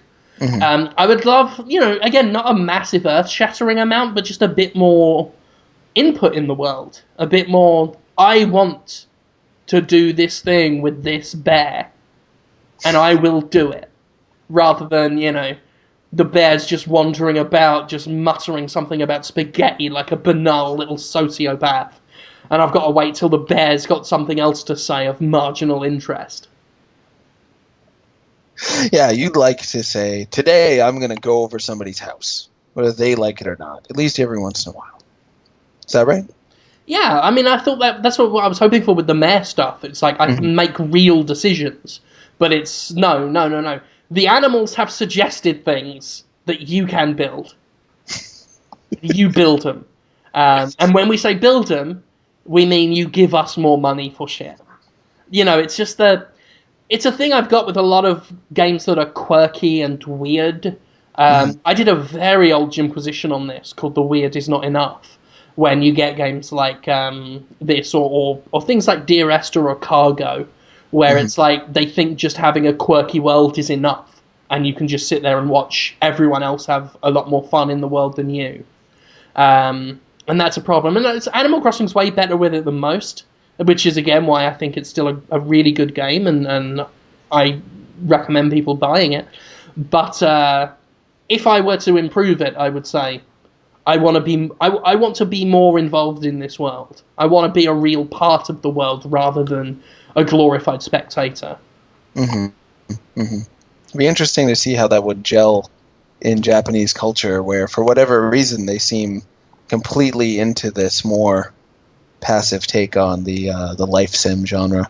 And there's that other series that I wonder if it's ever going to come out here, the Tamagotchi collection. Have you guys seen that? It's like Animal Crossing except with your Miis, and then you suddenly can just have you dream about having a rock concert and is that the singing. One where they fixed gay marriage by terminating it? That's the one. There's a lot of interesting things you can do in that involve, like, well, I've decided to turn this game into a Dragon Quest style RPG, and then suddenly you're just playing that for a little while, and then now we're going to take a bath, and you do that. It sounds a little bit like what you're asking for from Animal Crossing, except with less exploration at any given time. So, they should just bring that out here. It's weird that they're so resistant to localizing that. Probably all the homophobia. Maybe. Or just general phobia. I will say that much that I like about Animal Crossing is that it lets me, as a boy character, wear a dress. And that's new for the series, I think. I was impressed by that. Mm-hmm. They won't let it go without a passing comment. One of the Able sisters is like, oh, well, I guess it's okay to be adventurous sometimes. As I'm walking out in my polka dress saying, fuck you, bigot. My polka dot dress and my jester's mask and military boots. Sounds like there's some fun stuff to wear in this one, for sure. Stats Jeff asks, if every time you masturbated, it took one day off your life, how many times would you masturbate a year? Well, first of all, I would be dead already.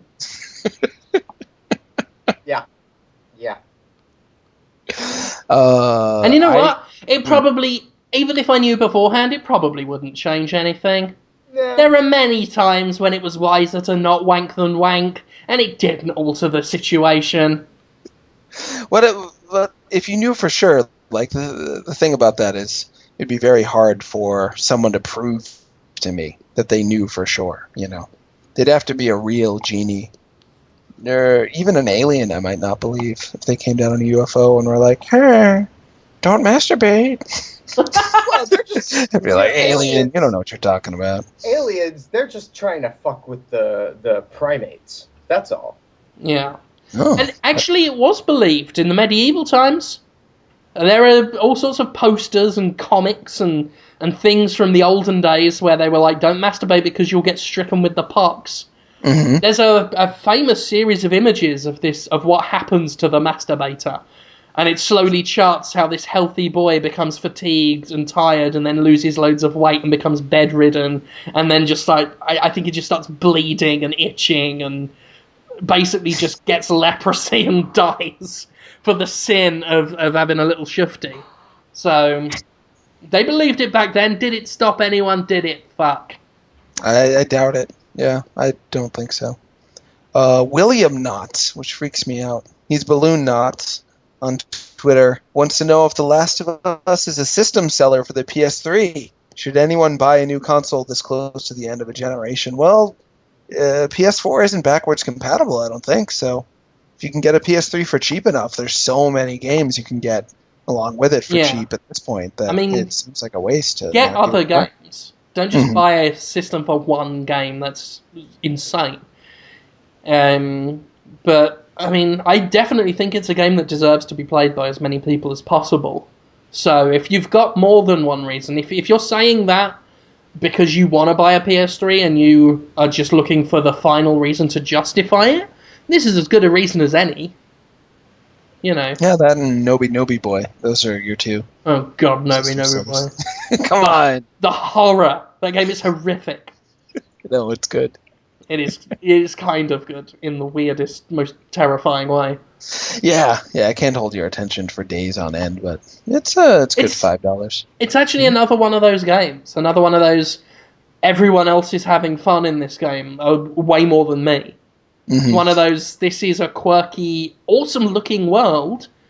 There's a zebra duck, and these are cavorting demons and ghosts just dancing about. This is a brilliant world, but I, as the Nobi Boy, am really just an observer. I'm just looking at it.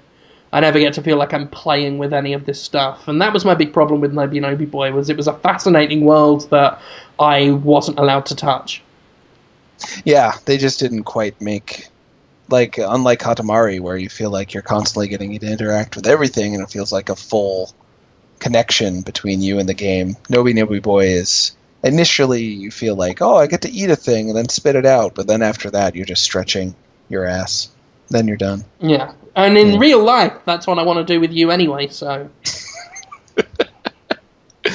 Well, I think I'm about out of time this week. I feel sad, unless you guys want to talk more. But I shouldn't. I have so much crap I have to do. I mean, I would like to talk about stretching your asshole to Mars, but that can wait, Jonathan. How do you even do that? I would just die. We'll find out. I don't want to die. Yeah, I don't want to find out. That's sad. Let's talk about what we're doing. Jim, you reviewed those games. You also did a Jimquisition about focus testing, right? Stuff, yeah. Okay, well, we got the Last of Us review up, obviously. Got a review of Remember Me on Destructoid and Animal Crossing. And soon we'll be having one for State of Decay. I've got to get more time in with that. That's an interesting game. Very rough, but fun. Jimquisition, as you say. This week's episode was called Damn Fine Coffee. And it's about the perils of the focus test culture that has grown up around game development in the mainstream industry at the moment. So that's good. That's a good video, even if I say so myself. Jim and the Artsies Rhyme Down Spectacular, which can be found at the same place at The Escapist. We did our poems all up nice. And I've got a movie Defense Force this week, which is about... This will be me reviewing Hellraiser 3. And that is what I did. Jonathan. I did not expect Hellraiser Hell 3. on Earth. You're damn right I defended Hell on Earth. I can't remember. I know Hellraiser 1 and 2 very well. I can't remember Hellraiser 3 at the moment. It's the one with the guy with the compact discs in his head. And that was my biggest defense. It's got a guy with compact discs in his head. How could you not? How could you not like? That's the one with the pillar, and it has a lot more to do with like pre-Pinhead. What's his name, right? Yeah. Huh. Yes. Yeah. Yeah, like it splits in two, so you've got evil Pinhead, who is now basically just Freddy Krueger, and the original guy whose name I can't even remember, even though I watched the film today. But yeah, it's great. It's great. It's not as bad as Hellraiser 5 and on. I'm trying to remember those. There was the one with the ice cream man. I remember that Hellraiser. With sexy ladies? Hellraiser Soft Stab. Something like that. I saw one the other day that actually I didn't hate altogether that much. I can't remember. Hellworld was the one. And it was because they didn't, it was itself a mockery of how far you can take Hellraiser. And it's kind of it's a spooky house movie. It's more in the vein of like a Saw than a Hellraiser. But that's not the internet one, is it? Yeah. Yeah, that one I've yet to see. I actually not bad. For the past few months, I've been planning a Hellraiser marathon. I want to watch like 4 through to the last amazing one. I've heard it's like the very worst of films.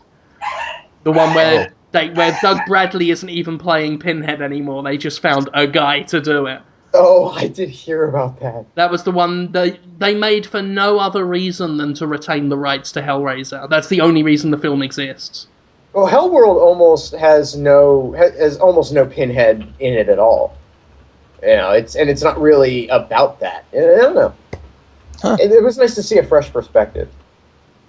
Interesting. Yeah, you never know what you're going to get in those, 8, 9 on sequels. So anyway, speaking of horror movies, have either of you guys seen John Dies at the End yet? I sure have. I haven't yet. Did you like it, Jonathan? I sure did. I liked it a lot. It's the guy who did Phantasm. Definitely has some air of that. Real low budget. Some of the worst effects I've seen in a movie in a while. But they're much worse all than physical effects, which is what's so great about them. They're most often that computer animated blob with the eyeball. The CG effects are terrible. They are terrible. But all the physical stuff is actually not that bad considering. Oh, I liked it. Yeah. If you watch, especially if you watch Coscarelli films, like I've seen all the Phantasms. I love Bubba Hotep. There's a definite style to him. He's like Cronenberg on a really small budget. Yeah, he's like a playful, somewhat lighthearted Cronenberg who wants to make you smile as well as make you feel like you're gonna die. He's good. He's good at making an unsettling atmosphere, and so I thought that I was a big fan of the book, and I thought that Coscarelli was a really excellent choice to take on the project. And it's not the same as the book, but that's okay. Mm-hmm. I liked it anyway. I thought it was fun. People should watch that. Yeah, it's on Netflix. You can watch now too. Yeah. Yeah, that's where I saw it. It was kept my attention. Weak third act in a lot of ways, but still what's fun to watch interesting throughout. Is that's like the third act in that is the end of the second act in the book. There's a whole third act that's not in the movie, but it would have, to get all of the shit that happens in that out, it would have really extended it a lot. Yeah, they probably ran out of money, but who knows? Sequel, I would. Because you notice John didn't die at the end. No, but he might have been dead the whole time. Maybe I couldn't tell. But then he wouldn't have died at the end. I know. So no matter what, he didn't die at the end, which left me confused. So I should read the book, is what you're saying. Yeah, you might want to. They did a sequel too. I haven't read that. That's David Wong. He writes for Cracked. He's pretty funny. I will look into it. So as for our things, Conrad and I did a show on Sunday called Sub Holmes with Chris and Graham from Drinkbox Studios. They made About a Blob, Mutant Blobs Attack, and Guacamelee, and that was fun. I didn't get to see the rerun on YouTube yet. Has it got all the echoes? Were those echoes there to stay? Oh no, I just cut the entire first 5 minutes and put in a thing saying, "Hey, sorry, I cut the first 5 minutes." Oh, good. You're so good at things. Yeah, so it was not listenable. So it's a little rough on the intro, but the info's really solid. It's a fun episode. Yeah, I felt terrible. I had just vomited hours before, so I was not myself. But I guess I did all right. Did I seem normal? Yeah, you seemed fine. I didn't know. You didn't tell me that. See, I didn't want to talk about it. It's gross. Yeah. So that's up on YouTube. Is it on the iTunes as well? It's not out there yet because I have to do a little bit more to the audio. But okay, so it'll be up soon. I'll do the rerun post on Podtoid when it's all ready. So watch for that this Saturday instead of Sunday because of E3 traveling. We have James Silva, who made Dishwasher. I'm blanking on all the names of his games. The Dishwasher and Vampire Smile, which is the sequel to the Dishwasher. It's not the Dishwasher Samurai, right? It's a Dead Samurai. Dead Samurai, Dishwasher, Vampire Smile, Charlie Murder, and I Made a Game with Zombies in it. Right? I love I Made a Game with Zombies in it. It's the best game ever. Oh my god! I know. We'll talk to him about how did it feel to have that game you didn't really try very hard on. Everyone talking about it, and then the game you labored on. People are like, We'll be talking about a lot of things. Tell him I love that game. Tell him I love that game. Oh my god. I will. He recently had his game cracked and put on PC by a Russian hacker, and he's got mixed feelings about that because it's a Xbox exclusive, but not anymore. There's a free version on PC now. So that's an interesting thing to have happen to you. He's both flattered and sad about it. He's also one of the developers who I've never heard him say one bad thing about Microsoft. I've talked to him off and on for, at least most of this year anyway. We've been talking about having him on the show, and he's kind of shocked that there's so much bad press about Microsoft in terms of how they work with indies, because he's got nothing but good things to say about them and a lot of detailed things. Well, and he comes from a really interesting position on that stuff too, because I think he was the Dishwasher was originally one of the first Xbox Live indie games that they were using to promote that service. Then they made it an Xbox Live arcade title. So he has had a really sort of fascinating, close relationship, I think, or at least a unique relationship with Microsoft throughout the development of his company. So that I'm looking forward to hearing what he has to say. Yeah. I go into it thinking, well, they're going to be nicer to you because you've really done well for them. But at the same time, I think that's a worthwhile perspective. Like a lot of the people who have said bad things about Microsoft might not really value because their games might not be a good fit for their systems. But this is the voice of someone who's felt valued by Microsoft and really values the relationship and vice versa. So that'll be fun. That's going to be Saturday at the regular time, though, right? 1 p.m. Pacific Standard Time, 4 p.m. Eastern Standard Time? Okay. So that's what we're doing Saturday. Also, this Saturday, Machinima just let me know that a promo for Teenage Pokemon Season 2 is going to go up. It's something that I edited together late at night, and I don't know. I thought it was all right. Some people think it's the worst. It'll be interesting to see what you think.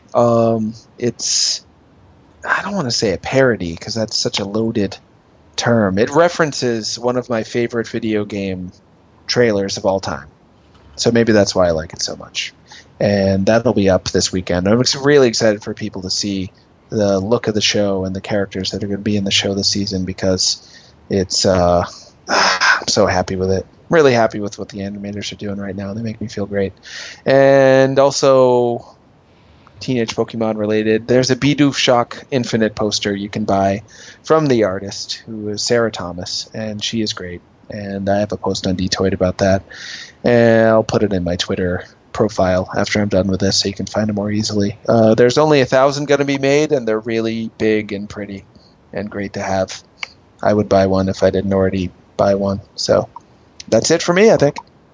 How about you, Conrad? What'd you do? We have a new episode of The Question went out on Monday. We were sort of fantasizing about franchises we'd like to have come back. I noticed nobody else on this podcast contributed to that, but that's fun.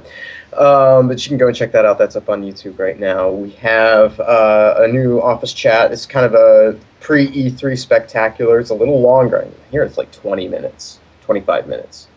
And so I'm like, well, you cut that shit down, you son of a... But we'll see. That's going to wind up on YouTube sometime tonight or early tomorrow morning. And I think we may release a less cut-down version of that here shortly thereafter. Okay. So it'll be in this feed at some point, and you can listen to that. And Couch Campaign, still playing Fallout, Brotherhood of Steel. It's still awful. We had a really fantastic Twin Peaks convergence while playing it. So you can check that out. That's, I think, in part 7 or 8 that we're up to now. So that's out. And we're going to be getting an episode where Jordan and I play some Jamestown up here pretty soon. And other than that, just, dear God, E3 coming. We're going to have so much ridiculous video crap. So if you're not subscribed to the YouTube Podtoid channel, you should just go ahead and do that now so that we can just bombard you with ridiculousness the week of the show, because that's coming and it's going to be insane. YouTube.com/Dtoid and YouTube.com/DtoidTV. And that's it, I think.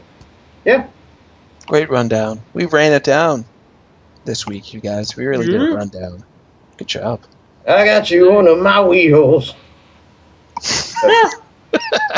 And on that note, it's time to say goodbye, Jonathan. Goodbye, Jonathan. Goodbye, Jonathan. Menacing. What a menace you are. You little menace. Okay, goodbye.